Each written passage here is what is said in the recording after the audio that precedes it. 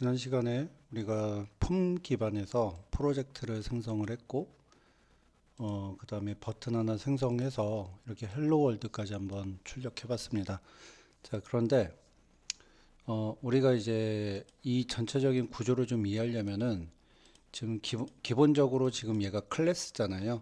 자, 클래스, 그러니까 폼 1이라는 이름의 클래스고, 그리고 얘가 지금, 폼이라는 클래스를 상속을 받고 있는 이런 구조인데, 사실 이 어, 객체 지향 언어라든지 아니면 C샵을 처음 하시는 분들이라면은 혹시 클래스라는 개념을 모르고 들어오셨다.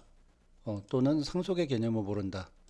그리고 지금처럼 이런 그 버튼을 클릭했을 때 수행되는 이런 이벤트와 이벤트 핸들러의 그런 관계를 모른다. 그러면은 여러분들이 우선은 그 객체 지향에 대한 철학을 먼저 이해를 하고 학습을 진행을 하셔야 될 것 같습니다.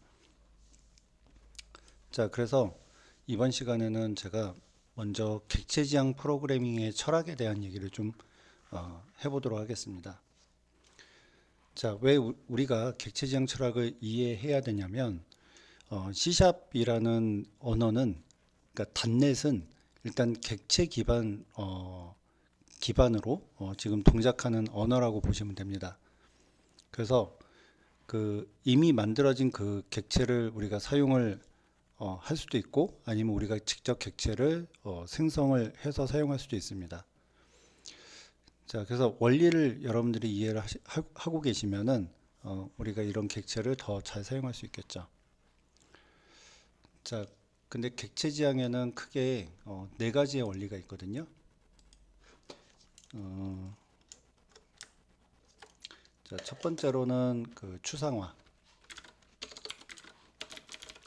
그 다음에 캡슐화, 그리고 다형성, 상속성.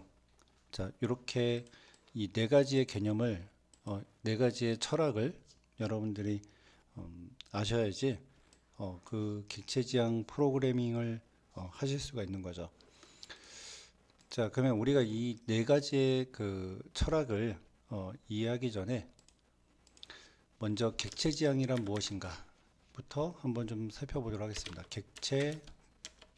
객체지향이란, 자, 무엇인지 한번 살펴보도록 하겠습니다. 여러분들 객체와 지향을 한번 따로 떼서 한번 생각해 볼까요? 자, 객체는 뭘까요? 객체는 영문으로 자, 오브젝트라고 얘기합니다. 오브젝트. 자, 오브젝트를 사전적인 의미로 뭐라고 하죠? 사물이라고 하죠. 사물. 자, 사물하면 여러분들 뭐가 떠오르세요?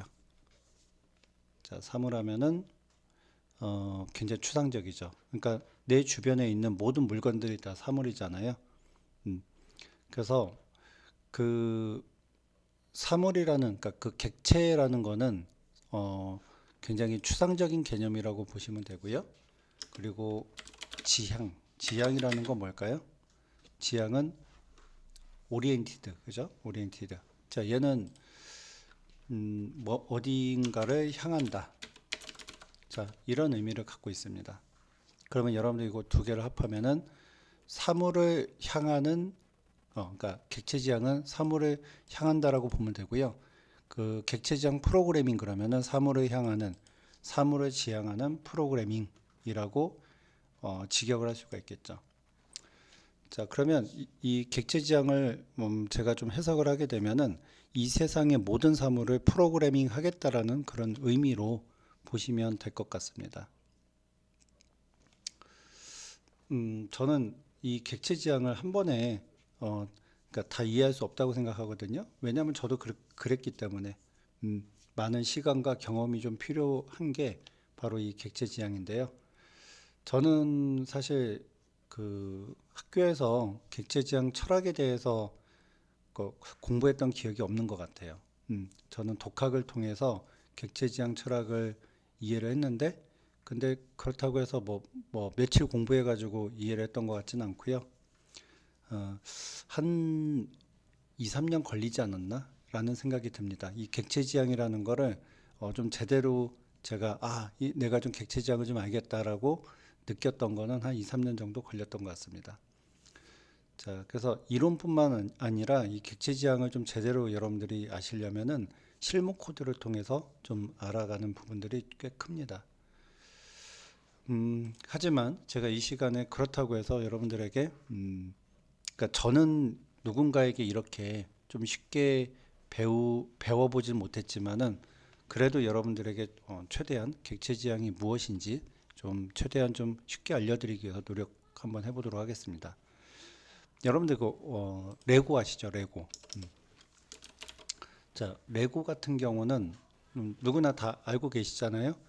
그 레고를 통해서 여러분들이 그 여러 가지 사물들을 우리가 만들어낼 수가 있죠. 그러니까 사물을 우리는 그러니까 레고의 블록에 좀 비유할 수가 있는데 만약에 여러분들이 집이라는 걸 만들고 싶다 그러면은 집을 구성하는 것들은 뭐 벽돌이나 뭐 여러 가지 어떤 그 뭐 굴뚝이라든지 뭐 창문이라든지 뭐 이런 것들이 있잖아요. 근데 이런 것들을 우리가 또 사물이라고 얘기할 수 있는데 그런 사물들을 조합해서 하나의 집이라는 또 거대한 사물을 구성할 수가 있겠죠. 객체 지향이라는 그 객체 지향 프로그래밍은 약간 이런 그 사물들의 조합이라고 보시면 돼요. 그래서 사물들을 조합하고 해서 또 다른 사물을 만들어내고 또 그런 사물들을 분리를 해서 떼어낼 수도 있고 또 다른 그 사물을 이용해서 또 다른 또 다른 사물을 만들어낼 수도 있는 거고 네, 그렇습니다. 자, 그래서 일단 정리를 하면은 그 객체 지향 프로그래밍 하면은 그러니까 이 세상에 있는 모든 사물들을 프로그래밍화 시키는 거다. 그래서 레고처럼 그 이 세상에 있는 모든 그런 블록들을 이용해서 그 뭐 프로그래밍으로 만들어낼 수 있는 어떤 사물이다. 뭐 이렇게 좀 이해하시면 좋을 것 같습니다.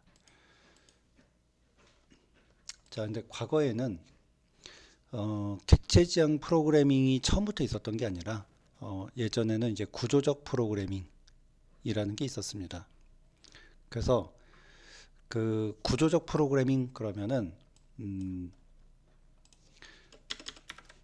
자, 시퀀스가 한 방향으로 가는 경우를 구조적 프로그래밍이라고 했었는데 구조적 프로그래밍 자, 이런 경우를 한번 볼까요?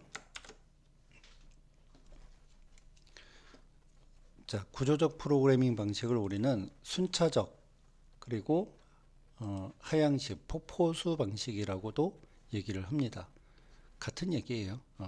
이게 결국은 위에서 아래로 이렇게 떨어지는 이런 방식이잖아요. 이게 하향식 방식을 얘기하는 거죠. 예를 들어서 뭐 이런 코드가 있다라고 가정해 보면 지금 이거는 이제 그 제가 C 코드이긴 한데요. 자, 이 네 개의 함수가 있고 네 개의 함수를 이렇게 아니 그 순서대로 이렇게 호출할 수가 있는 거죠. add, multiple, divide. 자, 코드는 이렇게 위에서부터 아래쪽으로 그러니까 폭포처럼 위에서 아래로 떨어지듯이 이렇게 수행을 하게 되는 거죠. 그래서 기능적인 기본 단위는 함수고요. 우리가 이제 이런 방식을 건축물을 짓는 그런 순서에 좀 비유할 수가 있는데요. 여기 보시면은 우리가 건물을 지을 때 바닥 공사를 하고 그 다음에 이렇게 건물을 이제 서서히 뼈대에 이렇게 올리게 되고 지붕 올리고 그 다음에 이제 살을 붙이기 시작하죠. 뭐 이런 과정들을 거치게 되는데 이런 것들이 이제 기본적인 그 순차적 방식, 구조적 프로그래밍 방식이라고 얘기할 수 있습니다. 자, 근데 여기 이런 과정에 문제점이 뭐가 있냐면 여러분들이 한 6단계까지 한번 왔다고 가정해 보세요. 근데 6단계까지 다 지었는데 구조적인 결함이 있습니다. 그래서 다시 2단계로 좀 갔으면 좋겠습니다라고 하면 갈 수 있나요? 갈 수는 있겠죠. 근데 문제는 뭐냐면 2단계까지 가려면은 다시 원래대로 롤백을 해야 되는데 그러면은 비용이 엄청나게 많이 들겠죠. 음. 그래서 처음부터 설계를 굉장히 잘해야 됩니다. 구조적 프로그래밍 방식에서는. 그래서 이런 단점이 있습니다. 근데 객체 지향 프로그래밍 방식으로 넘어가게 되면은 객체 지향은 굉장히 유연해요. 기능 단위가 객체이기 때문에 제가 아까 앞에서 블록을 얘기했었잖아요. 레고와 같은 그런 블록을 생각하시면은 어, 일단 이해하기가 좀 편한데요. 그 객체 단위로 결합 및 분리하는 게 굉장히 용이합니다. 어, 방금 앞에서 제가 얘기했던 그 건축을 예로 들어보면은 자, 요즘은 그 조립식으로 건물을 많이 짓죠. 조립식 건물의 경우에도 단위 하나하나가 객체이기 때문에 중간에 그 문제나 결함이 발생이 되면은 해당 단위만 교체하거나 수정하면 되기 때문에 객체 지향 방식이 훨씬 더 그 손실이 좀 적다고 할 수 있겠죠. 자, 그러면 우리 다음 시간에 계속 이어서 이제 추상화부터 한번 살펴보도록 하겠습니다.